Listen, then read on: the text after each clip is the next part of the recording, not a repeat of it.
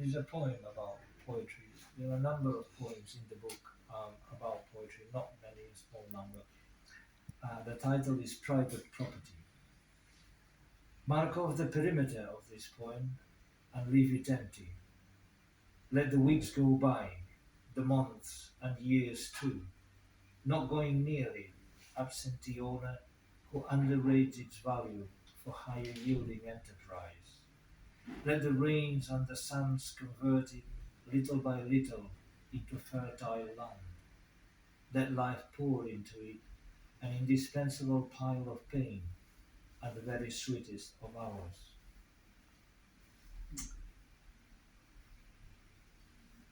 And here's a postcard in April. Skies unfurnished, not a shred of cloud sullies the enormous doings of the horizon. Dispirited, the wind has carried the odd bramble of disquiet out to the key of growth. The lake waters dry out, greens, cautious and slippery. The indolent blues you are so fond of fail to come through.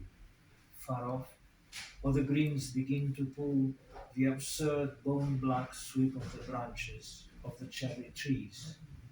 Nonchalant, you and I listen to the fervour of birds riding to and fro on thin trapezies of light. There's a number of places, Roath Park is one of them, or Cardiff Bay, from the city of Cardiff where we lived for a long time. Conjectures is a poem about death or about the intimations of mortality one has when one reaches a certain age. Perhaps death will surprise us some noonday of reckless light out in the sun-baked furrows, or some distressed and bitter afternoon of vapid wings on starry terraces, or at night, no matter the night, amid the yelping shadows. Perhaps it will only be as though an icy landscape of the mind, a blank borderland lumping together shredded up dreams, or else the final defeat of the senses, the sheer yielding of the body all but unannounced today. Life, meanwhile, tenders us a never-ending tangle of conjectures.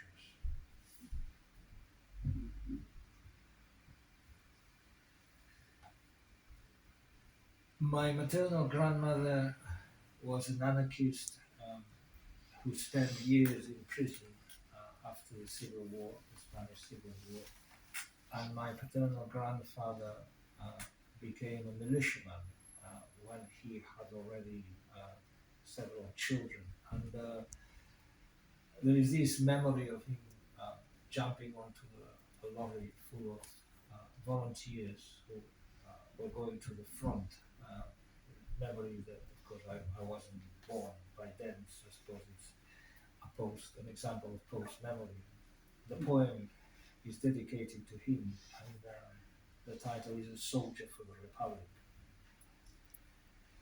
Grandfather Joan arrived in Catalonia alone before 1936, and before he was a soldier for the Republic, he worked in the mine of Mundras, where he dug wells with a gang of others like himself, hard-working, humble, accustomed to not complaining. Then the war carried him off, and the prisons, Santander and Girona, of fascist Catholic Spain. As far as I was told, he never spoke of it, of the time at the front, of the defeat, of the lost years and all those wells of fear they dug for him. If there came another 36 and another republic that needed defending, I don't know if I would find the same courage. But I know this: if I did find it, it would be because of an image that I've never seen, that of him climbing aboard a roaring truck of volunteers with the sole aim of setting the world on fire to make it, would you believe it, a better place to live in.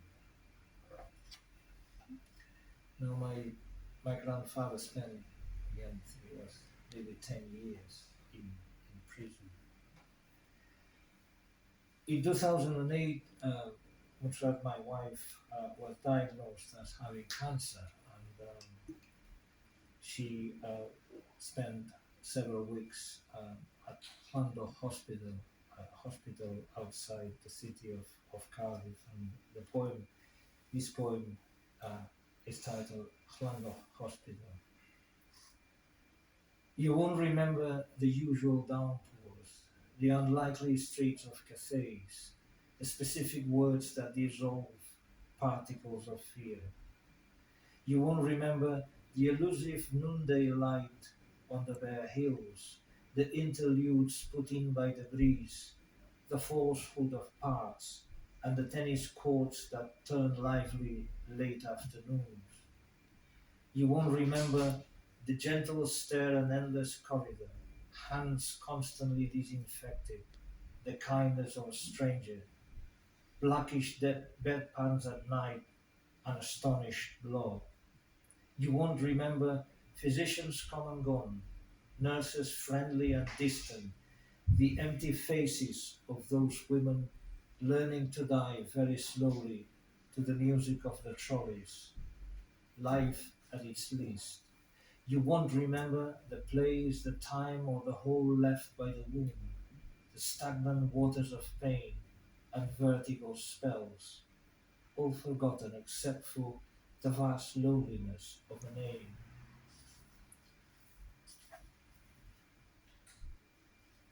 I worked in London, in the London East End for 7 years, and this poem is titled East End. London, life, this June morning, the paltry light of an underground carriage that takes me far from you. The sting of years speeding by and coming up traffic, sirens in the East End, horizon cropped by facades of vapid skyscrapers, the filthy solitude of pavements packed with pedestrians, the rush and the worry and the fear always lurking in the wings. Nothing new. London, life, an open wound, and this June morning. One of my colleagues here took me to the Tate to see a Joan Miró exhibition, uh, and you know that in Joan Miró's paintings sometimes there is these ladders that really go nowhere, lead you nowhere, and I was very intrigued by those ladders, and those ladders prompted this poem, Joan Miró. Suddenly a slight misfitting of parts now obsolete, or an inaudible piston impacts and alters the foreseeable rhythm of things, terrible or commonplace, or an unexpected change in perspective that undefines the world. The structure of a cell is shattered, a train pulls in too early or too late, Phaedra sees everywhere the body of Hippolytus, Odysseus chooses to ignore the siren's song. Seen from far off, there is nothing the matter. The cell goes about its way, trains pulling too early or too late, weary bodies sleep and stir inside the dark placenta of the night. As always, the forests of life are burning. Somewhere, though, someone has begun the unpostponable work of dying, or slowly, slowly climbs without knowing it. Do we ever know anything? The ladder of delirium.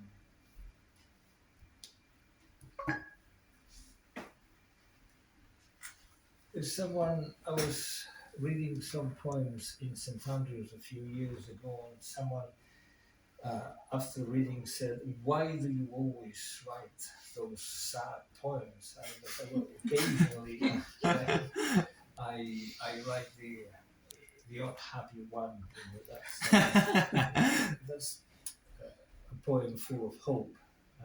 Tomorrow, beneath the grey rectitude of paving stones, desire's enigmatic gardens, Beneath the hard square of adolescent restlessness, the fibers of forgetting. Beneath the dreamy promenade of winter, the green fringes of springtime. Beneath the ancient frosted cathedrals, the certain homeland of instinct. Today the night will slit its veins, but tomorrow a morning of festival and foulards.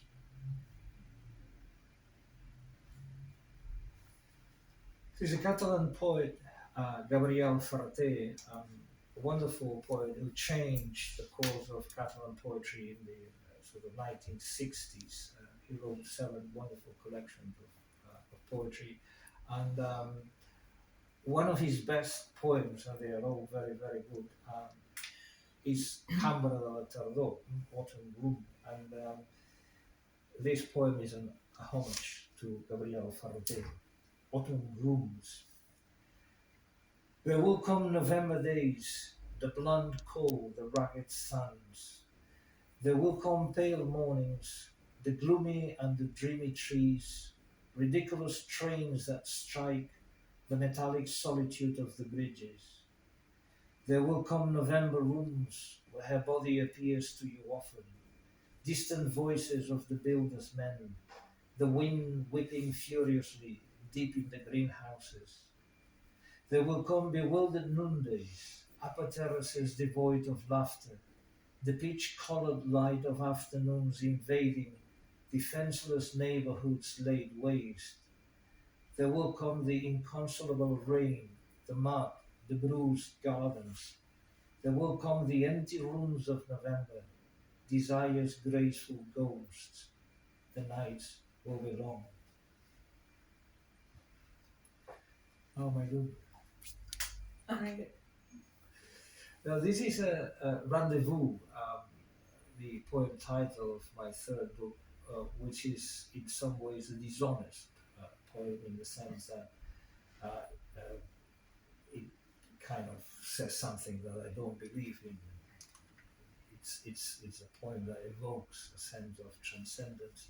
There is an echo of another poem by José Vicens Foix, a Catalan poet, um, who dedicated a poem to the death of Gabriel Ferrer, whom I have already mentioned, and tots hi serem al port amb la desconeguda. We will all be at the harbour with the unknown one being death. We shall meet far, far from here, from the coarse darkness looming between you and me from so many winter nights and from the undecipherable cold of Westphalia. We shall meet in cozy pubs, far from the beggarly platforms of loneliness, the haggard tedium, the rude north wind of Lenten evenings.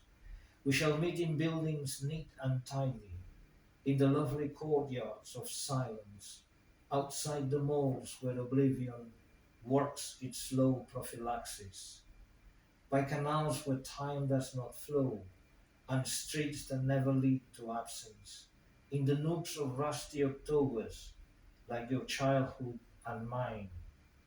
It will be though after the catastrophe, once we have said goodbye to the efficient bay leaves of the green one. And I'll read a couple of poems from the last book on yellow evenings. This is not a sad poem, it's about friendship. Friendship. Nimble laughter on a sultry evening instant.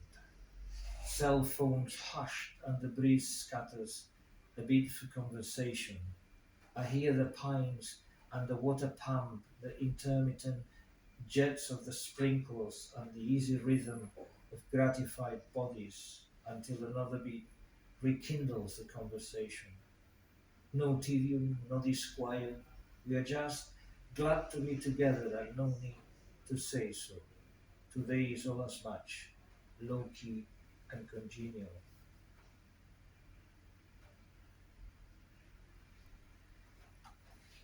And this poem, Happy Desperation, is a poem in homage of another Catalan poet, Joan Vignoli, and actually made up of bits and pieces, some bits and pieces from various Vignoli poems. And the thing is, collaging is one way of writing poetry, at least for me. Of course, when you teach literature students and they have to write essays, you tell them to be very careful not to plagiarize.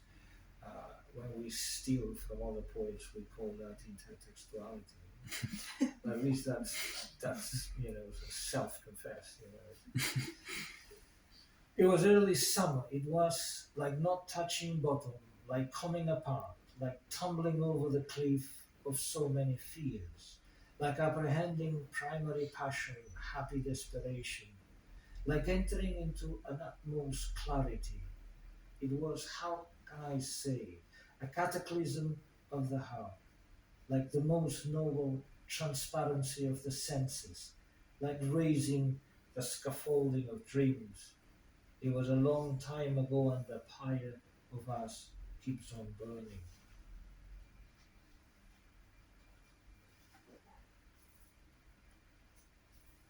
This is another poem about poetry, Bagatelle. Each poem a failed gesture to show you to the core of joy. Each poem against the sterile time of waiting and the after effects of distance. Each poem a fragile bulwark, one more defeat, a bagatelle. The Catalan text reads thus. Cada poema un moviment fallit per acostar-te al nucli de la joia. Cada poema contra el temps eixorc d'espera i el relleix de la distància. Cada poema un fràgil baluard, una desfeta més, una fotesa.